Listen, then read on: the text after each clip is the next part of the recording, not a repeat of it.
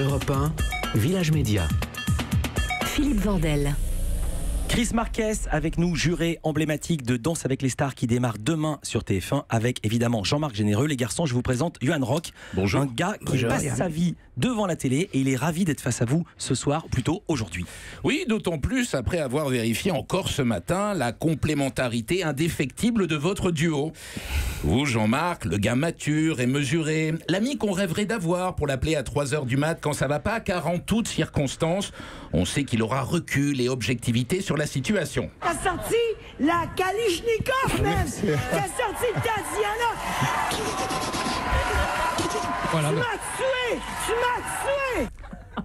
Chris, vous êtes ce passeur incroyable, capable de rendre compréhensible l'enchaînement le plus complexe grâce à un vocabulaire choisi et des phrases ciselées. Ensuite, les épaules. Paf. Ensuite, il y a la poitrine. Poum. Ensuite, il y a le ventre. Poum. Et ensuite, il y a les genoux. Poum. Et tout revient à sa position initiale. Faut dire, Chris, que vous avez été 3 fois champion du monde de salsa. Rien de très étonnant quand on sait que vous venez du berceau originel des musiques latino, là où chaque année Jennifer Lopez se rend en pèlerinage à Colmar. Messieurs, j'espère que vous êtes conscients de la chance qui est la vôtre d'être juré sur TF1. Regardez ce qui est arrivé à votre ancienne collègue Shaim. Cette semaine, M6 l'a envoyée dans l'Himalaya avec Mike Horn. 5 jours, elle a mangé une fois. De l'eau bouillie mélangée à 2 bouts de bois et une carcasse de chèvre becquetée par des vautours. Quand Shaim a demandé à Mike « Comment on va l'appeler ce plat ?» L'autre lui a répondu « Bah, on va lui donner ton nom ». Avouez qu'on est mieux à TF1. Mais revenons sur le parquet. Cette année, la grande nouveauté de Dals consiste chaque samedi à plomber le week-end de l'animateur vedette de TF1. La direction les obligeant tous à présenter l'émission à tour de rôle.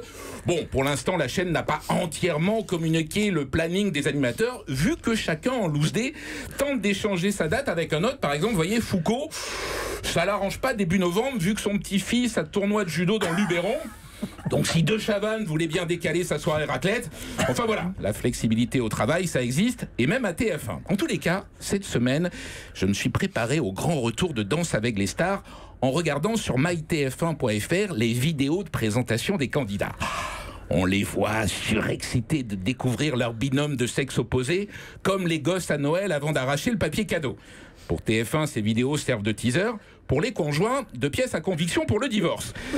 À l'image de Jordan, le partenaire d'Absatoussi, un gamin à la gueule d'ange, timide et inquiet avant de rencontrer la chroniqueuse de Thierry Ardisson. Alors, bon, naturellement, il s'est demandé comment puis-je faire bonne impression auprès de cette femme mariée et mère de famille. Du coup, il s'est dit, tiens, si je l'accueillais torse nu, avec mes pectoraux béton et les tétons qui pointent.